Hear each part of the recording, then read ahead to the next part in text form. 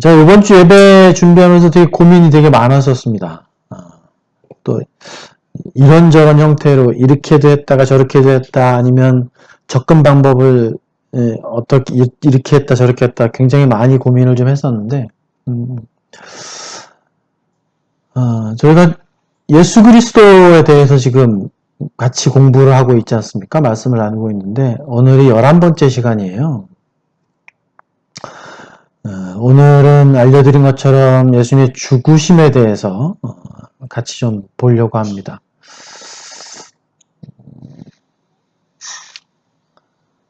오늘은 그 이사야서 53장에 대해서는 한 절 한 절 강해를 하려고는 생각을 안 하고 있습니다.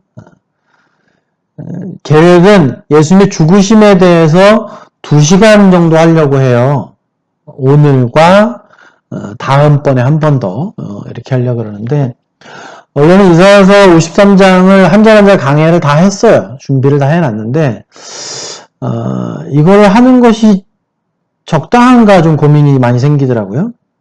먼저 예수님의 죽으심에 대한 의미를 좀 자세히 좀 알아보고, 그리고 나서 이사야 53장을 하는 것이 훨씬 더 은혜가 되겠구나, 이런 판단을 좀 하게 됐습니다. 그래서 오늘은 이사야 53장에 대한 거는 아주 간단하게 조그맣게 참고만 좀 할 거고요. 예수님 죽으심에 대한 것들을 위주로 할 겁니다. 이사야 53장 많이 묵상하셨나요? 마이크는 키지 마시고 이렇게 큰 액션으로 그렇게 해주시면 좋을 것 같은데, 많이들 못 보셨죠? 세모입니까?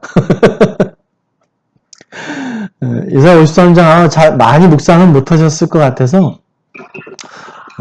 오늘 말씀 들으시고 다음번까지 한번 이사야 53장은 여러 번 한번 보시면서 묵상해 보실 만한 그 정도의 의미가 있는 성경 구절입니다. 그렇게 보면 좋으실 것 같고요. 제가 우리 카톡방에다가 기독론 9번째 시간을 한번 들어보십시오, 이렇게 부탁을 좀 드렸었어요. 왜 그러냐면 제가 6월 14일 날 했었거든요, 기독론 9번째 시간. 근데 그때 주제가 빌립보서 말씀으로 그분의 낮아지심에 대한 거였어요. 낮아지심에 따른 그분께서 당하신 고통, 이런 부분들을 6월 4일 날 했었는데, 그리고 나서 7월 6일 날 기독론 10번째 시간으로 예수님의 삼중사역에 대한 걸 했었잖아요. 기억이 나시는지 모르겠는데, 근데 오늘 11번째 시간, 기독론 11번째 시간은 예수님의 죽으심에 대한 겁니다. 그렇다 보니까 그 낮아지심하고 연결이 되어 있어요. 이렇게 낮아지심의 결과라고 볼 수 있는 거죠. 그래서 9번째 시간을 좀 한번 들어보시라, 이렇게 부탁을 드렸던 겁니다. 그 예수님에 대한 흔히 말하는 기독론, 그리스도론이라고 하는 것이 이제 예수님의 죽으심 그리고 부활까지 하게 되면 어느 정도 정리가 될 것 같아요. 그래서 지금 오늘 11번째 시간인데 한 14회, 15회 이 정도까지 하게 되면 정리가 되지 않을까 싶습니다. 굉장히 많은 시간을 한 거예요, 사실은. 신학교에서도 이 정도까지 시간을 투자하진 않는 걸로 알고 있는데, 모든 걸 다 했다라고 볼 수는 없지만 예수님에 대해서 이 정도 하면은 그래도 어느 정도 좀 봤다, 이렇게 이해하셔도 좋을 것 같습니다. 그 사도행전에 보면 그 이디오페 내시가 나오죠. 이디오페 내시가 예루살렘으로 왔다가 돌아가면서 이사야 53장을 읽는 부분이 나와요. 그럴 때 성령님께서 빌립을 들어서 그 내시에게 가서 복음을 증거하라고 합니다. 그때 내시가 읽고 있던 부분이 이사야 53장인데 빌립이 다가서서 그렇게 얘기하죠. 네가 읽는 걸 이해하느냐, 이렇게 얘기하니까 내시가 뭐라 그래요? 도대체 무슨 소리인지 못 알아듣겠다, 이렇게 이야기합니다. 그렇지만 빌립이 그 이사야 53장을 시작해서 예수 그리스도의 복음을 다 설명을 해줬다고 사도행전에 나오죠. 그래서 그 이디오페 내시가 바로 여기 물이 있으니 내가 침례받는데 망설여질 것이 무엇이 있겠는가 이렇게 얘기하고 바로 침례를 받습니다. 빌립이 이사야 53장을 통해서 굉장히 간단하게 아마 복음을 증거했을 거예요. 장시간을 하진 않았을 건데 그럼에도 불구하고 이사야 53장을 통해서 이디오페 내시가 구원의 확신을 얻게 돼요. 어떻게 보면 우리는 구원을 받는 믿음은 순간적으로 또 그렇게 성경의 많은 지식을 알지 않아도 가능합니다. 성령님의 도우심으로 가능하죠. 그렇지만 그 구원을 받는 믿음이 있었다 그래서 내가 하나님에 대해서 예수님에 대해서 안다라고 말할 수는 없는 거죠.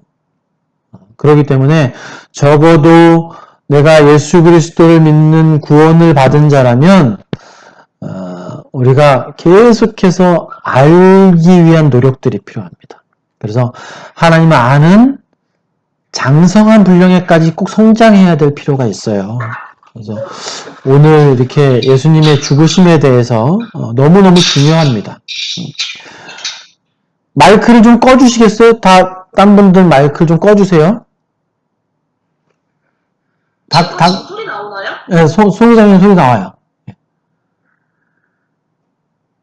됐습니다. 이제 조용한 것 같아요.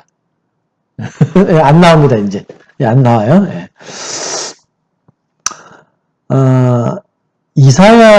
이사야서를 시작으로 한번 예수님 죽으심을 말씀을 드리려고 합니다.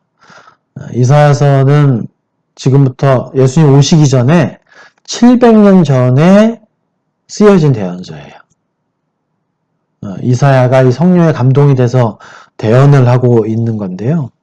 그 이사야서 66장 중에서도 이사야 53장은 이사야서의 핵심이라고 얘기해요. 이사야 이후에 오실 메시아에 대해서 가장 명확하고 자세하게 설명해주고 있는 예언의 말씀이다. 이렇게 알려지고 있어요. 여러분 잘 아시는 무디 아시죠? D.L. 무디 또 찰스 스펄전 목사님을 아실 겁니다. D.L. 무디가 드와이트 레이먼 무디고 스펄전은 찰스 헤던 스펄전인데 두 분이 같은 시대를 사셨던 분들이에요. 그 시대가 얼마나 영적으로 풍성했을지 생각하면 좀 설레기도 하는데 무디 목사님 같은 경우가 1837년생입니다. 그리고 스펄전 목사님이 무디 목사님보다 3살이 많아요. 1834년생이에요.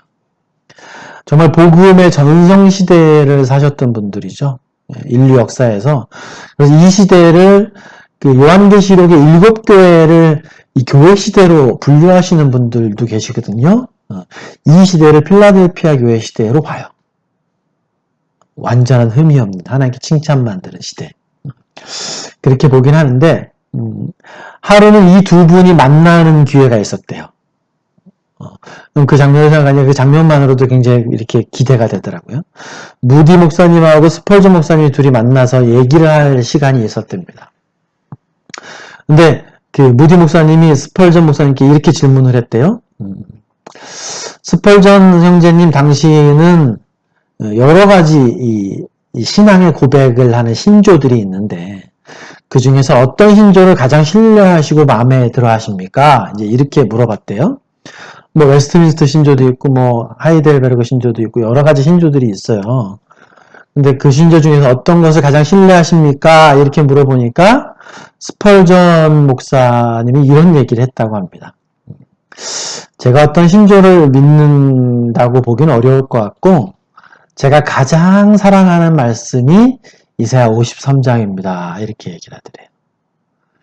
그분이 이어서 하신 얘기가 이사야 53장에는 성경 전체가 요약되어 있고 복음 전체가 들어있습니다. 이렇게 이야기했다고 합니다. 이어서 또 이사야 53장을 스펄전 목사님은 성경의 지성소다. 이렇게 말씀하셨다 그래요. 그만큼 복음의 핵심이 담겨 있다. 이렇게 스펄전 목사 또한 이해하고 있는 것이 이사야 53장입니다. 한 가지 또 간단한 예를 말씀드리면 예수님 부활하신 후에 이제 제자들이 실망을 해서 두 제자가 엠마오로 가지요. 엠마오로 가는 그 도상에서 예수님께서 그들에게 나타나십니다. 그들에게 누가복음 24장 27절에 이런 구절이 있어요. 이에 모세와 모든 선지자의 글로 시작하여 모든 성경에 쓴 바 자기에 관한 것을 자세히 설명하시니라. 이렇게 말씀하십니다. 여기서 말하는 모든 선지자의 글이 무엇일까? 신학자들이 많이 이렇게 갑론을 하긴 하는데 많은 신학자들이 아마도 예수님에 대해서 설명한 글 중에 가장 핵심이 이사야 53장이 아니겠느냐. 이렇게 이해하기도 합니다. 여러분 이사야 53장 읽어보셨죠? 읽어보셨습니까? 예. 난 5번 이상 읽었다. 없으십니까? 이사야 53장은 정말 많이 들으면 들을수록 이 깨닫는 바가 그때그때마다 달라요. 근데 들으시다가 좀 특이한 점을 느끼셨는지 모르겠지만 아까 말씀드렸다시피 이사야서는 예수님 오시기 전에 700년 전에 쓰여진 거예요. 근데 이사야서를 읽으시다 보면 10절 중간까지는 지나간 일처럼 기록을 해요. 느끼신 분 계신가요? 마치 이사야는 지나간 일을 기록하는 것처럼 기록합니다. 더군다나 이 히브리 말에 과거 시제로 표현이 되어 있어요. 예언이 아니라 과거 시제로 더군다나 글도 표현이 되어 있습니다. 그리고 10절 중반 이후에 이제서 그제서야 예언처럼 미래 시제로 이제 글을 쓰고 있습니다. 그렇다 보니까 이사야는 마치 교회 시대에 예수님이 죽고 부활하시고 승천하신 다음에 그것을 기록하는 사람처럼 쓴 거예요. 우리 관점에 굉장히 맞는 대언 중에 하나가 이사야 53장이라고 또 볼 수도 있습니다. 그러다 보니까 이 유대인들은 이 이사야 53장을 메시아에 대한 것이라고 인정하지 않아요. 많은 유대인들이 이사야 53장을 다윗에 대한 글이다라고 이해를 해요. 얼마나 그게 흡사한지는 정확하게 모르겠습니다만 다윗하고 메시아로 보지 않고 다윗으로 봅니다. 또 더군다나 유대인들이 보는 성경이 있어요.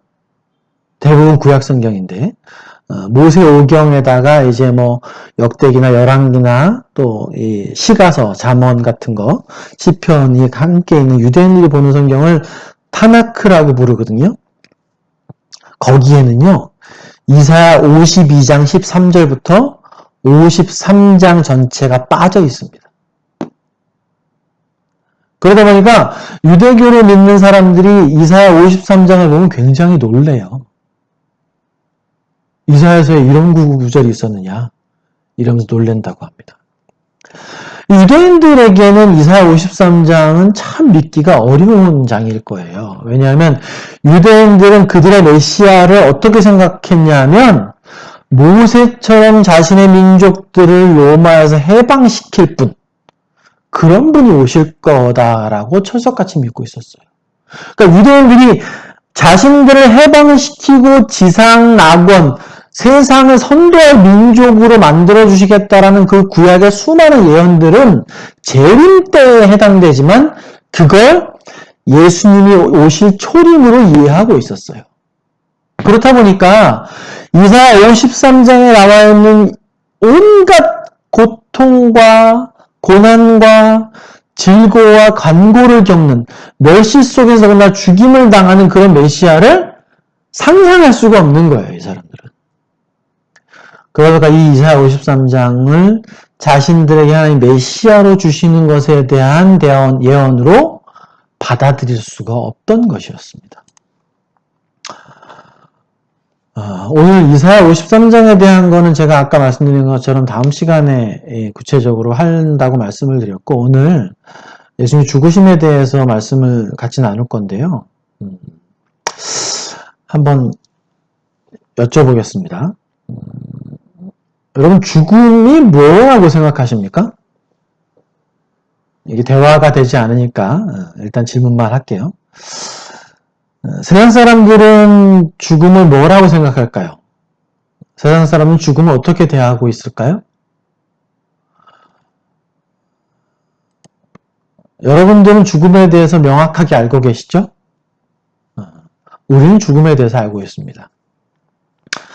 사람이 왜 늙고 병들고 끝내는 죽음을 맞이하게 되는지 우리들은 명확하게 알고 있습니다. 그렇지만 이 명확한 죽음에 대한 진리가 세상 사람들에게는 너무 어렵고 또 도저히 알 수 없는 영역의 일들로 생각되어진다는 거예요.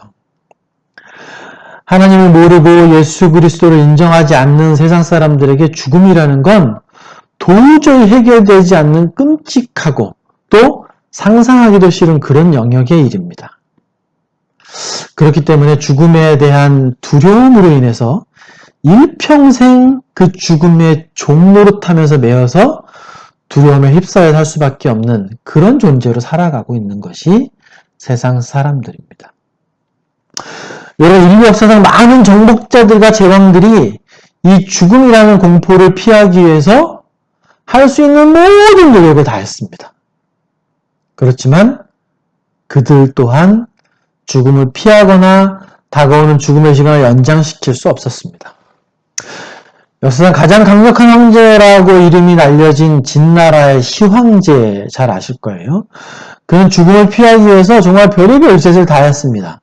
우리나라에까지 불로초를 구하러 사람을 보냈다는 기록이 남아있을 정도로 죽음을 피하기 위해서 안 해본 짓이 없는데 그도 죽음을 거부할 수 없다는 사실을 깨닫고 나서 죽음 이후를 준비했습니다. 어떻게요?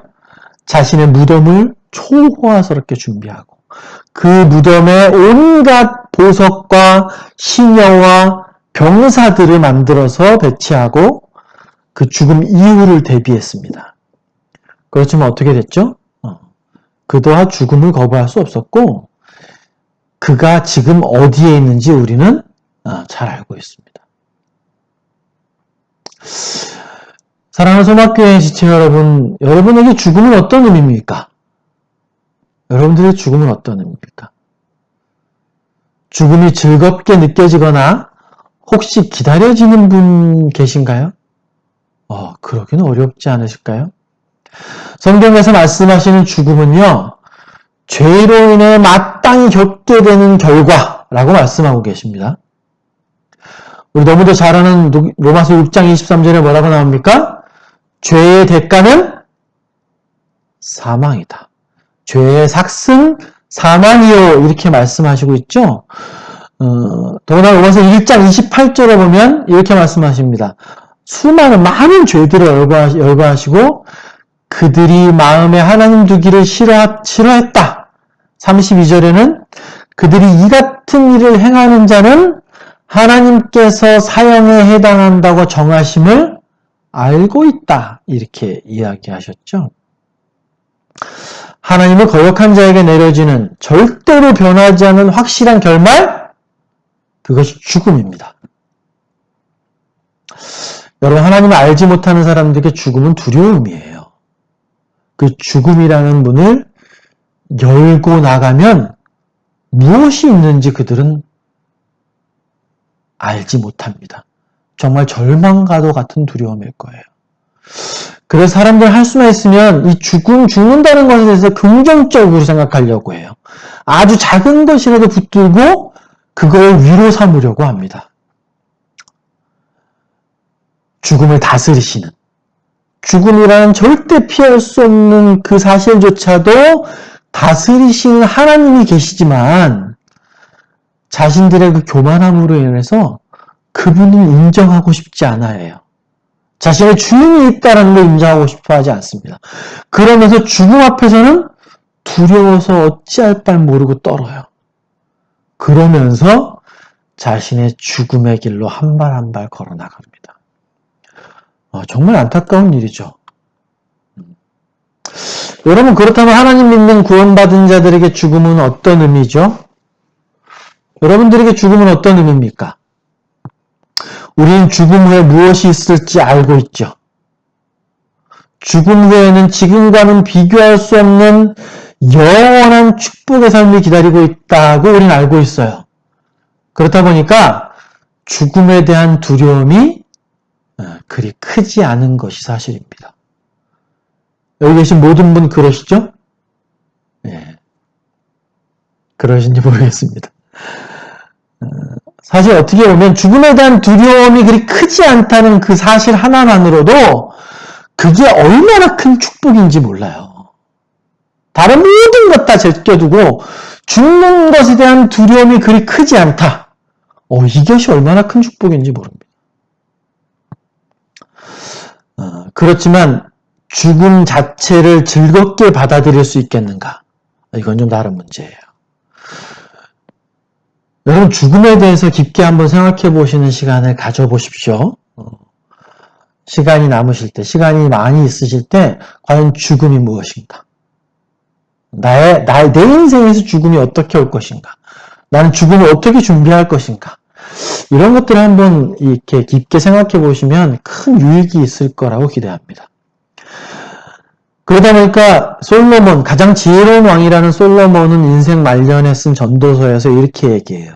전도서 7장 4절에 지혜자의 마음은 초상집에 있으되 우매한 자의 마음은 혼인집에 있느니라. 이렇게 솔로몬이 말했습니다. 나는 나의 죽음을 아무 두려움 없이 받아들일 수 있는가? 아마 그러긴 좀 쉽지 않을 것 같습니다. 사실 죽음은 큰 고통입니다. 큰 고통이고 내가 겪은 죄의 결과로 마땅히 당해야만 하는 하나님의 징벌의 과정이죠. 그렇기 때문에 아무리 믿고 구원받은 자라고 하더라도 그 죽음 앞에서 두려움을 완전히 떨쳐버리는 건 거의 불가능한 일일 겁니다. 제가 어떻게 죽음에 대해서 쭉 설명드린 핵심은 뭡니까? 하나님께서 모든 피조물에게 정하신 죽음이 바로 죄의 대가라는 것이죠. 그리고 그 죽음 후에는 반드시 창조하신 분의 심판이 기다리고 있다는 것입니다. 여러분, 그렇다면 이 땅에 오신 완전하신 하나님, 그 성자 하나님, 예수 그리스도께서 죽임을 당하신 것은 뭘 의미합니까? 그 죽음이라는 것이 죄의 대가라고 성경이 말하고 있는데 왜 하나님이신 그분이, 죄는 전혀 없는 그분이 왜 죽임을 당하게 되셨는가? 사실 이사야 53장에는 그 이유와 과정이 자세하게 설명되어져 있어요. 엄밀히 따지면 성경 전체가 그 이유와 과정 그리고 결과를 설명해주고 있다고 볼 수도 있죠. 믿는 자도 당연히 육체의 죽음을 경험합니다. 여기 계신 우리 온라인으로 예배드리는 여기 계신 우리 소박교회 모든 지체 여러분들도 단 한 분도 예외 없이 아마도 죽음을 맞이하게 되실 겁니다. 이걸 부정할 수 없어요. 그러나 믿는 자들의 육체적인 죽음과 믿지 않는 자들의 육체적인 죽음은 완전히 다른 차원의 문제라고 성경은 알려주고 있습니다. 로마서 8장 10절 한번 펴보시겠습니까? 로마서 8장 10절, 11절 한번 펴보십시오. 우리 로마서를 다 보긴 했습니다만 요즘 읽는 로마서 어떠세요? 요즘 우리 성경 읽는 순서가 로마서인데 저는 요번 주에 읽으면서 정말 더 새로움을 많이 느끼게 됐는데 로마서 8장 10절 11절 제가 한번 읽을게 같이 보십시오. 또 그리스도께서 너희 안에 계시면 너희 몸은 죄로 말미암아 죽은 것이나 영은 의로 말미암아 살아있는 것이니라. 예수를 죽은 자 가운데 살리신 이의 영이 너희 안에 거하시면 그리스도 예수를 죽은 자 가운데 살리신 이가 너희 안에 거하시는 그의 영으로 말미암아 너희 죽을 몸도 살리시리라. 여러분 이 말씀 굉장히 놀랍지 않으십니까? 그리스도께서 너희 안에 계시면 너희 몸은 이미 그 전에 죄로 말미암아 죽은 것이다. 이렇게 말씀하고 있어요. 한 장만 앞으로 넘어가 보시죠. 로마서 6장 한번 보시겠어요? 로마서 6장 3절 한번 펴보십시오. 이게 좀 길지만 제가 좀 읽어야 될 필요성이 있습니다. 그리스도께서 너희 안에 계신다는 것. 로마서 6장 3절부터 11절까지 제가 좀 읽어드릴게요. 천천히 눈으로 같이 좀 묵상하면서 좀 보셨으면 좋겠습니다. 무릇 그리스도 예수와 합하여 침례를 받은 우리는 그의 죽으심과 합하여 침례를 받은 줄을 알지 못하느냐. 그러므로 우리가 그의 죽으심과 합하여 침례를 받음으로 그와 함께 장사되었나니 이는 아버지의 영광으로 말미암아 그리스도를 죽은 자 가운데서 살리신과 같이 우리로 또한 새 생명 가운데서 행하게 하려 함이라. 만일 우리가 그가 죽으심과 같은 모양으로 연합된 자가 되었으면 또한 그의 부활과 같은 모양으로 연합된 자도 되리라. 우리가 알거니와 우리의 옛사람이 예수와 함께 십자가에 못 박힌 것은 죄의 몸이 죽어 다시는 우리가 죄에게 종노릇하지 아니하려 함이니 이는 죽은 자가 죄에서 벗어나 의롭다 하심을 얻었습니다.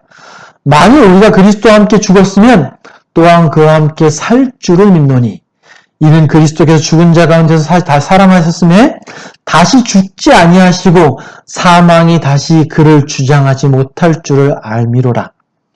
그가 죽으심은 죄에 대하여 단번에 죽으시며 그가 살아계심은 하나님께 대하여 살아계심이니 이와 같이 너희도 너희 자신을 죄에 대하여 죽은 자요 그리스도 예수 안에서 하나님께 대하여는 살아있는 자로 여길지어다. 굉장히 놀라운 말씀입니다. 여기 로마서 6장에 나와 있는 그분의 죽음을 나의 죽음으로 받아들이는 것. 기꺼이 받아들이는 것. 기꺼이라는 표현이 저는 걸리더라고요.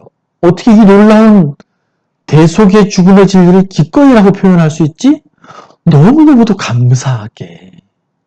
사실 너무 감사하게 만나는 그 표현도 부족해요. 이 그분의 죽음을 나의 죽음으로 받아들인다는 그것이 바로 구원의 믿음이죠. 그분께서 나를 대신하여 십자가에 죽으셨으니 예수님이 죽은 것이 아니라 내가 죽은 것이다. 이 대신 속죄의 복된 소식을 나의 것으로 받아들이는 자에게 영원한 생명을 주시는 것. 이거 너무 당연한 거예요. 왜 너무 당연합니까? 그분과 함께 죽었으니 그분과 함께 살아난다라고 말씀하고 있죠. 예수님께서 영원하신 것처럼 그 안에 있는 나도 영원히 사는 것 너무 당연하다는 거예요. 여러분 그분께서는 내 죽음을 대신 감당하셨습니다. 여러분 그분의 죽음은 세상 어떤 죽음보다 고통의 죽음이었을 거예요. 여러분 예수님의 죽음에 대해서 오늘 두 가지 형태로 알아볼 겁니다. 여러분 죽음은 죄의 대가라고 성경이 분명히 말씀하셨어요. 근데 예수님은 죄가 있으신가요? 죄가 없으신 분이세요. 예수님 죄가 전혀 없는 분이세요. 그런데 그 예수님이 죄의 대가인 죽음을 당하셨습니다. 여러분 이거 어떻게 이해하십니까?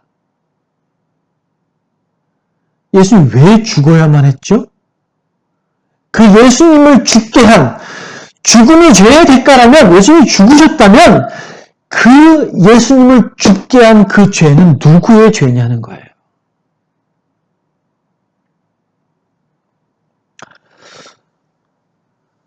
여러분 이사야 본문 8절을 한번 펴보실까요? 53장 8절 아까 이사야 53장 8절에 보면 그가 살아있는 자들의 땅에서 끊어지는 마땅히 형벌받을 내 백성의 허물 때문이라 하였으리요.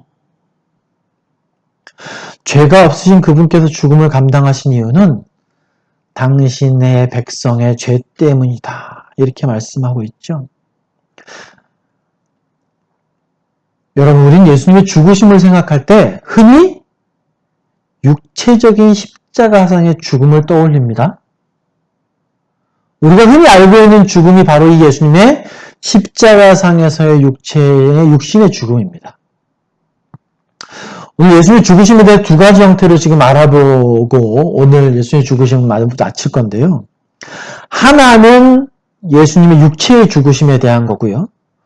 또 하나는 예수님의 하나님과 분리라는 영적 의미에서의 죽음을 알아볼 겁니다. 여러분 꼭 기억하십시오. 예수님의 죽으심은 두 가지 형태의 의미를 우리가 깨달으셔야 돼요. 하나는 육체의 죽으심, 둘째는 하나님과 분리라는 의미에서의 영적인 죽으심입니다. 저도 그렇고 여기 계신 우리 소마교회 모든 지체가 아마 마찬가지실 거예요. 신앙의 초기 단계에서는 흔히 예수님의 이 육체적인 죽음에 대해서 많은 감정의 동요가 일치돼서 따라갑니다. 그러시죠? 여러분들도 그러셨을 거라고 생각해요. 저 자신도 그랬기 때문에 그렇습니다.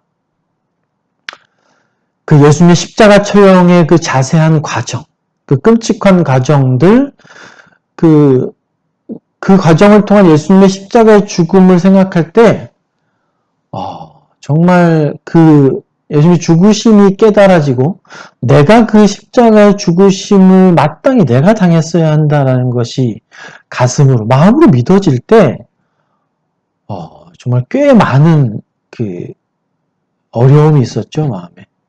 그리고 그 예수님의 죽으심으로 인한 고통, 그러다 보니까 그분의 죽으심을 생각할 때 눈물을 흘리지 않을 수 없었고 주체할 수 없는 그 감정적인 동요가 있을 때가 되게 많았었습니다.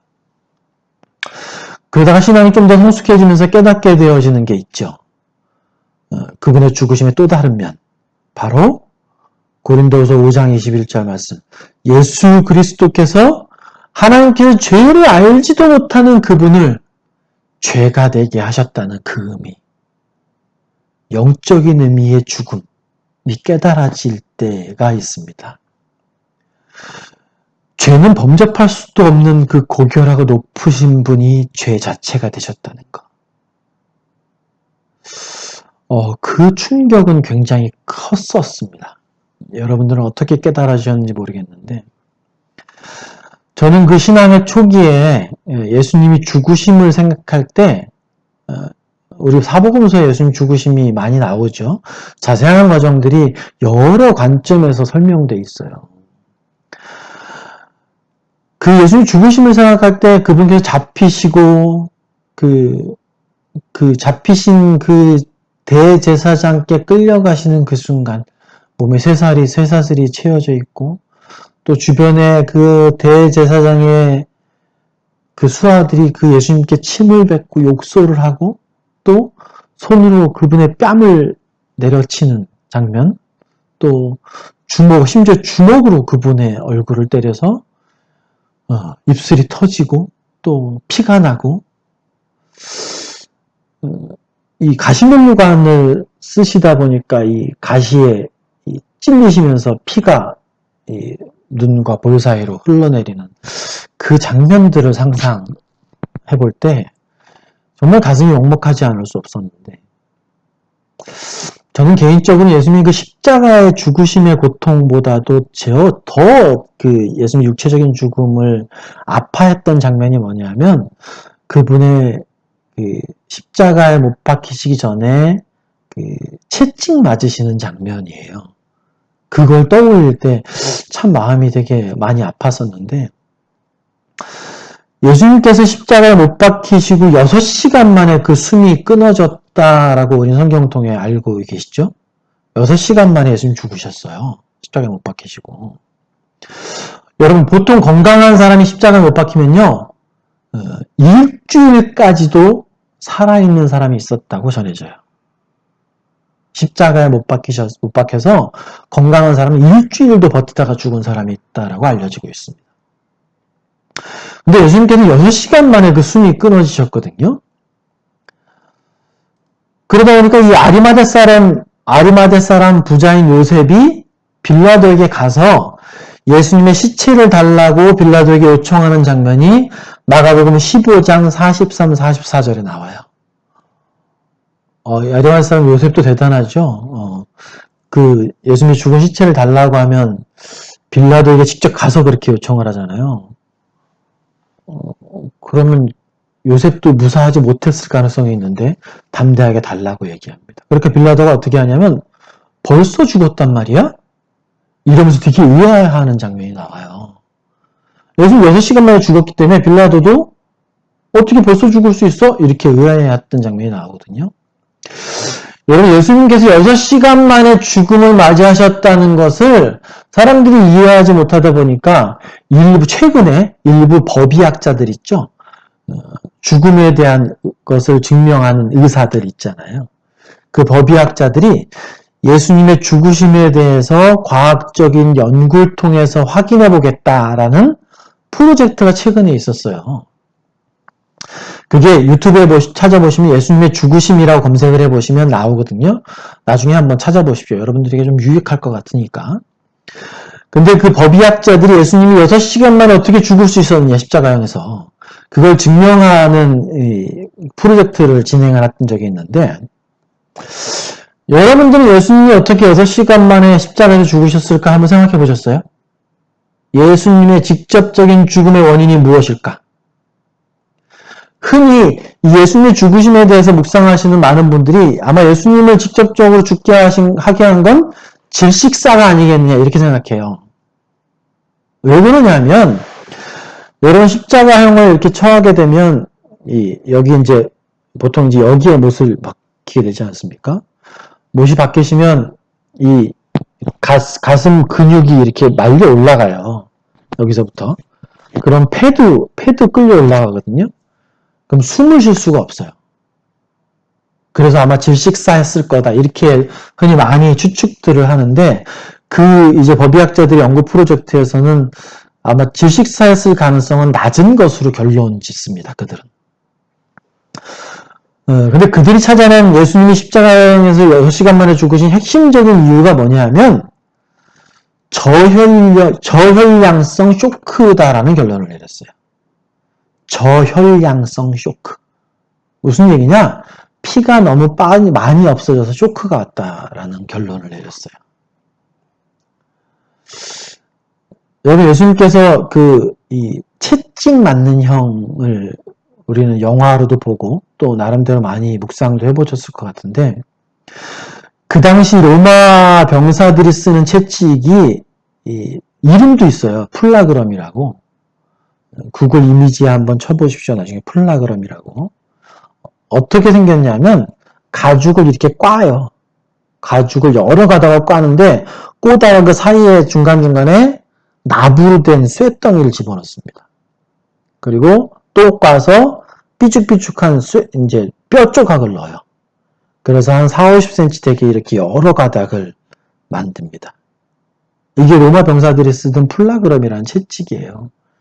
예수님께서 이 채찍을 맞으셨지 않습니까?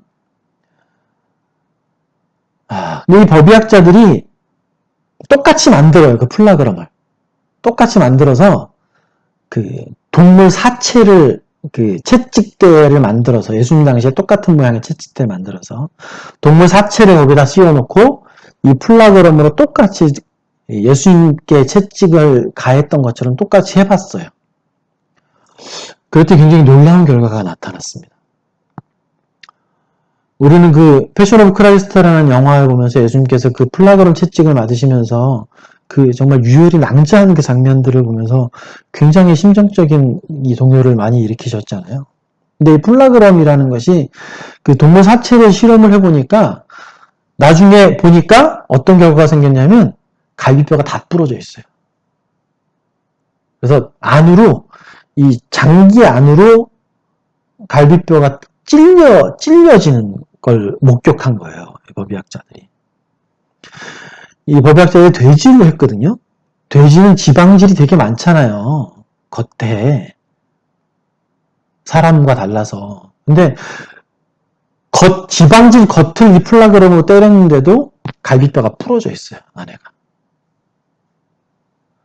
그러니까 이 법의학자들이 예수님이 이 혹독한 채찍질을 맞으셨을 때 외부 출혈뿐만 아니라 이 장기의 손상, 이 부러진 갈비뼈로 인한 장기 손상과 내부 출혈이 굉장히 심했을 것이라는 걸 발견했습니다. 그렇다 보니까 예수님께서 이 부러진 갈비뼈들이 예수님의 장기를 찔렀을 것이고, 외부 출혈도 굉장히 많으셨지만 내부 출혈도 굉장히 많으셨다는 거예요. 그래서 예수님께서 십자가에 못 박히셨을 때 이렇게 소리 지르시죠. 아, 목마르다, 이렇게 말씀하시잖아요. 극심한 출혈과 탈수로 인해서 예수님께서 십자가상에서 버티시질 못하셨던 겁니다. 여러분, 로마 사람들은 자신들 로마인들에겐 십자가형을 선도하지 않아요. 왜냐하면 그들이 고하는 가장 악독하고 힘든 죽음의 방식이 바로 이 십자가형이기 때문에 그렇습니다. 여러분, 우리는 가장 극심한 죽음을 화형으로 생각해요. 불타 죽는 것이 가장 극심한 고통일 것이다, 이렇게 과학적으로 얘기를 하거든요. 그럴 수 있어요. 화형은 짧은 순간에 극심한 고통을 겪게 됩니다. 그러나 십자가형은 굉장히 오랜 시간 동안 큰 고통을 안겨줘요. 그렇다는 게 로마 사람들은 로마인에게 십자가형을 선고하지 않습니다. 십자가형을 선고받고 그 죽음의 길을 걸어가신 예수님의 그 죽음, 여러분, 그 죽음은요, 바로 여호와 하나님 앞에서 여러분과 제가 마땅히 받아야 할 그런 죽음의 길이었습니다.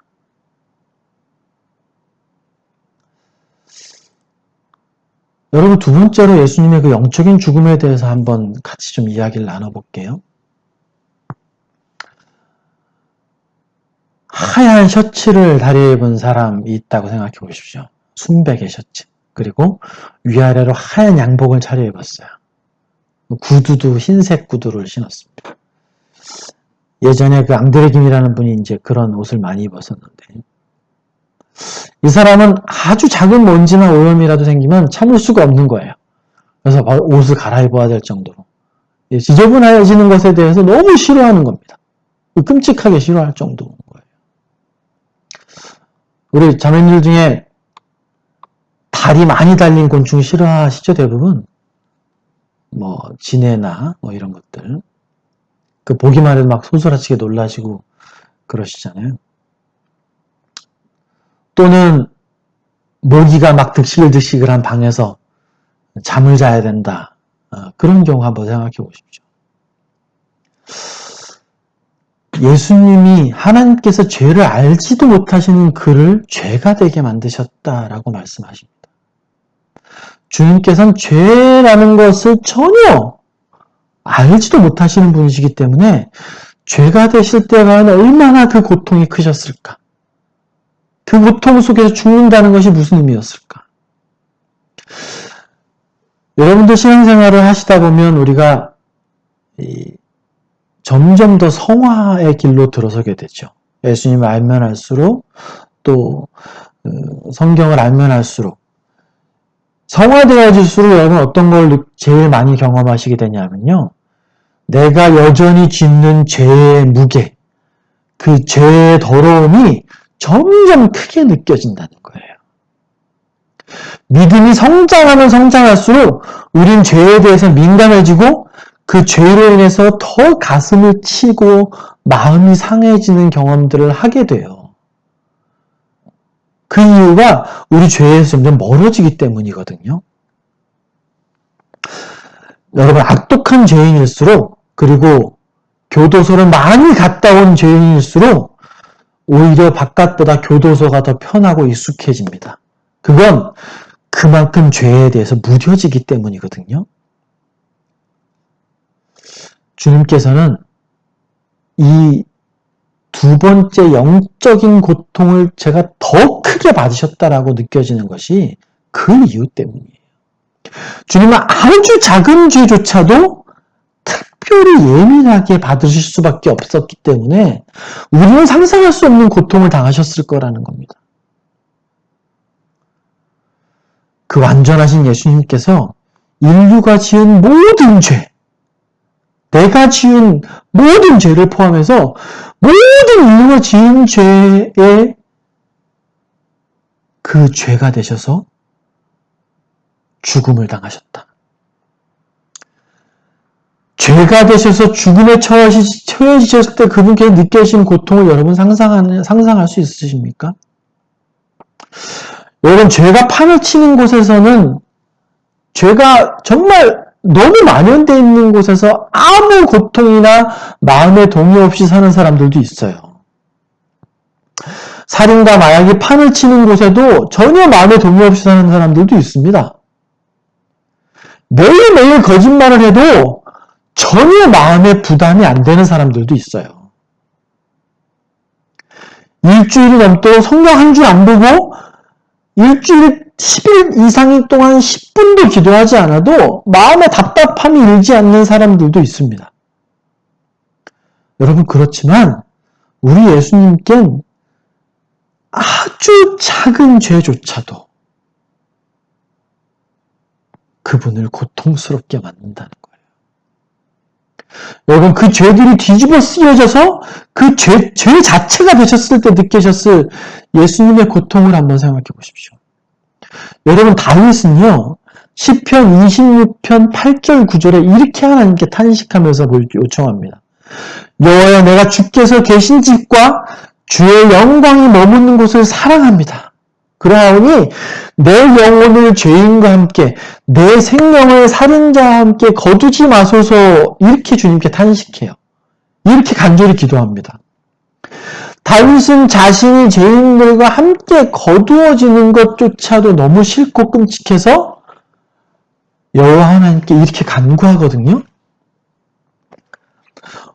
여러분, 오늘 이사야 53장 9절에 보면 이런 구절이 있습니다. 그의 무덤이 악인들과 함께 있었으며. 다윗이 그토록 끔찍해서 제발 나를 악인들과 함께 계수해 주지 마십시오. 그들과 함께 무덤을 묻지 말아 주십시오라고 하나님께 탄식하며 간구했는데 이사야 53장 9절에 물론 예수님께서 죄인들의 하나로 계수가 되셨어요. 십자가상에서.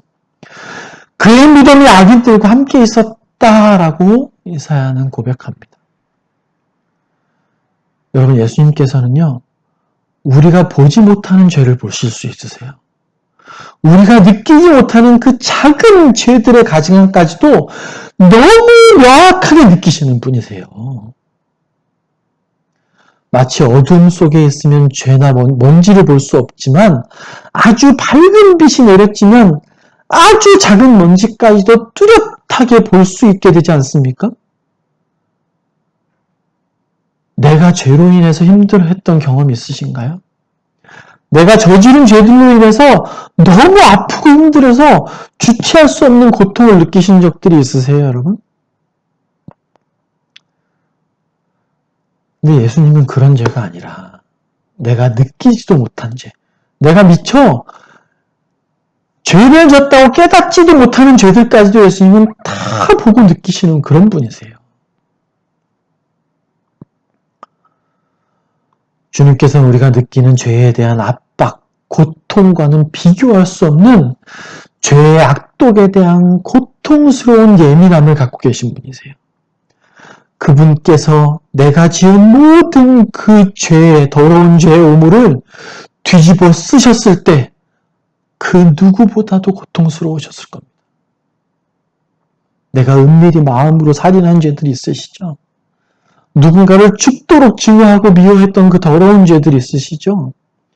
육체적으로 타락해서 보는 수많은 죄들이 있으시지 않습니까? 그 더럽고 추악한, 나조차도 가지고 있으면 힘들고 역겨워서 감당하기 어려운 그 죄들이 바로 예수님께 뒤집어 씌워졌습니다. 정말 오물이 가득한 양동이가 한가득 머리부터 퍼부어진 듯한 희고 깨끗한 세마포를 입은 분께 피와 같이 붉은 죄가 그분의 머리부터 발끝까지 퍼부어져서 하나님 앞에 그분이 죄 자체가 되셨어요. 그분은 죄가 범접조차도 할 수 없는 하나님이십니다. 완전한 인간이셨지만 신적인 권능과 속성을 일시적으로 제한한 완전한 하나님이셨어요. 그러나 베들레헴 마구간에서 태어나시면서부터 죽기 위해 태어난 아기셨습니다. 죄가 되기 위해 태어난 사람이셨어요. 죄를 제거하실 대속제물이 되어 완전한 죄가 되신 그분이셨습니다. 마가복음 14장 32절부터 34절을 제가 읽어드릴게요. 그들이 겟세마네라 하는 곳에 이름에 예수께서 제자들에게 이르시되 내가 기도할 동안에 너희는 여기 앉아 있으라 하시고 베드로와 야고보와 요한을 데리고 가실새 심히 놀라시며 슬퍼하사 말씀하시되 내 마음이 심히 고민하여 죽게 되었으니 너희는 여기 머물러 있으라. 이렇게 예수님께서 제자들에게 얘기하셨습니다. 과연 예수님께서는 이제 곧 닥칠 그 두려운 죄의 무게와 고통을 얼마나 힘겨워하셨을까요? 여러분, 그분은 하나님이셨기 때문에 이 상황이 괜찮으셨을 거라고, 오히려 완전한 하나님이시기 때문에 더 힘들게 느끼셨을 거라는 거예요. 그 순결한 분이셨기 때문에 앞으로 받을 그 죄의 무게를 하나님이셨기 때문에 더 잘 깨닫게 되셨고 하나님이셨기 때문에 더 아프게 느끼셨을 겁니다. 그 십자가상에서 우리는 상상할 수 없는 영원전부터 완전함 속에 함께 거하시던 그 삼위의 하나님, 그 중에 성자 하나님께서 죄의 대속으로 죽음을 감당하시지 않으면 그 누구도 하나님의 진노의 심판을 감당할 수 없다는 걸 너무 예수님께서는 잘 알고 계셨기 때문에 당신 스스로가 하나님과 분리되는 형벌을 감당하시기로 작정하십니다. 너무너무도 두려우셨기 때문에 성부 하나님께 겟세마네에서 그렇게 간절히 기도하십니다. 아버지께 모든 것이 가능하오니 하실 수만 있다면 이 잔을 저에게서 지나가게 좀 해주십시오. 예수님은 왜 이걸 외면하려고 하셨을까요? 그 고통이 너무나 컸기 때문입니다. 그러나 예수님께서는 당신 자신이 이걸 감당하시지 않으면 그 두려운 하나님의 진노를 감당할 수 있는 존재가 어디에도 없다는 걸 너무 잘 아셨어요. 그렇기 때문에 순종으로 그 잔을 받아드셨습니다.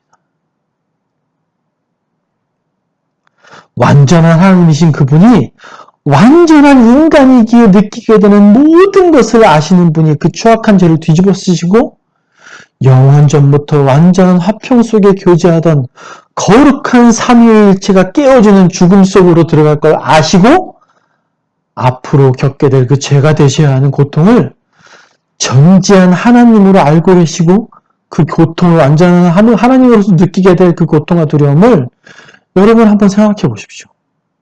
겟세마네 동산에서 땀이 핏방울이 될 정도로 고통 속에서 간절히 하나님을 찾으시던 그 주님의 고통을 한번 여러분 생각해 보십시오. 여러분, 이런 주님에게 우리가 뭘 더 해달라고 말할 수 있습니까? 주님께서 당하신 이 죽음, 육체적인 죽음과 영적인 죽음은 바로 여러분과 저의 것이었습니다. 마땅히 내가 당해야 할 고통이었고 마땅히 내가 당해야 할 진노의 대접이었습니다. 여러분 보실 때 예수님의 이 죽으심의 두 측면 중에 어떤 것에 더 마음이 동요가 되고 더 큰 감사함을 느끼게 되십니까? 저는 이 예수님의 죽음의 두 가지 측면 어떤 한 면도 소홀히 대할 수 없다라고 생각합니다. 흔히 신앙심이 깊은 사람들은 종종 예수님의 이 십자가상에서의 육체적인 고통과 죽음에 대해서 별것 아닌 것으로 치부하는 사람들이 있어요. 예수님의 이 두 번째 죽음, 영적인 죽으심, 하나님과 분리되는 죄가 되시는 고통이 비교할 수 없을 만큼 훨씬 컸을 것이다. 이렇게 이해하시는 분들이 많으십니다. 물론 그럴 수 있죠. 그러나 저는 예수님의 죽으심에 대한 두 가지 면을 묵상하면서 어느 것 하나 소홀히 할 수 없겠구나. 그분의 육체의 죽으심, 그리고 하나님과 분리되셔서 그 순결하신 분이 죄가 되는 그 오물을 뒤집어 쓰는 죄 자체가 되시는 그 영적인 죽음에 대한 고통, 어느 한 가지도 소홀히 할 수 없겠구나. 왜? 그것이 나의 죽음이었기 때문에. 하나님 앞에서 내가 마땅히 경험해야 될 죽음이었기 때문에 어떤 것도 소홀히 할 수 없겠구나. 그런 깨달음을 얻게 됐습니다. 예수님의 죽으심의 이 두 가지 면을 여러분 반드시 깊게 묵상해 보십시오. 육체적인 죽음에 대해 설명드렸습니다. 영적인 죽음에 대해 설명드렸어요. 그러나 많이 부족합니다. 여러분께서 묵상하면서 깨닫게 되시길 바랍니다.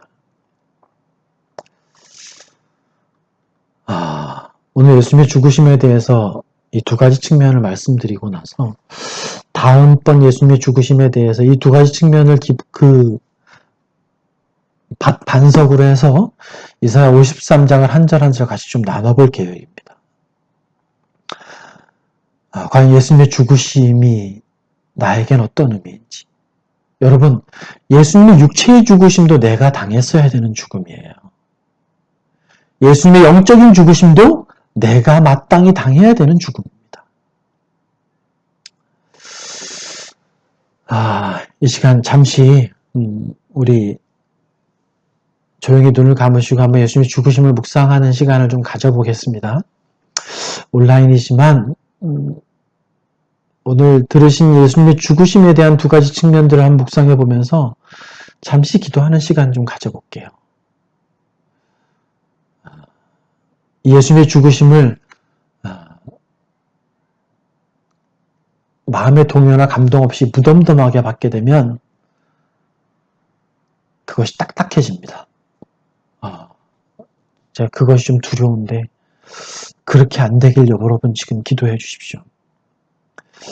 여러분, 예수님 죽으심은 바로 나를 위한 것입니다. 나의 죄를 내가 감당하게 되면 육체의 죽음과 함께 그 즉시로 영원한 진노의 형벌, 둘째 사망을 절대 피할 수 없기에 예수 그리스도 그분께서 이 진노의 심판을, 나에게 떨어질 진노의 심판을 담당하기 위해 이 땅에 오셨고 마땅히 십자가의 죽음을 받아들이셨습니다. 우리가 예수님의 죽으심을 생각하며 묵상하고 기도할 때 어떻게 무덤덤할 수 있습니까?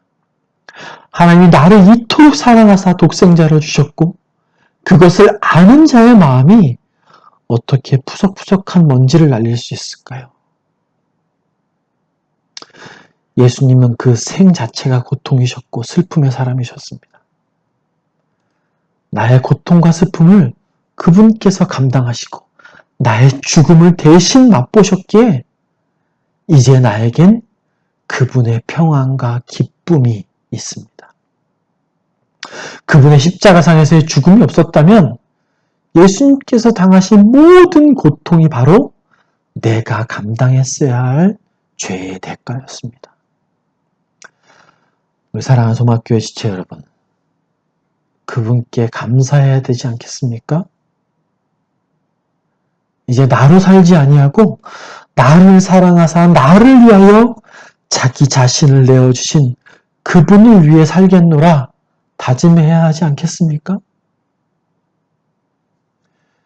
십자가상에서 그 모든 죽음을 감내하신 그 예수 그리스도 그분을 찬양합니다.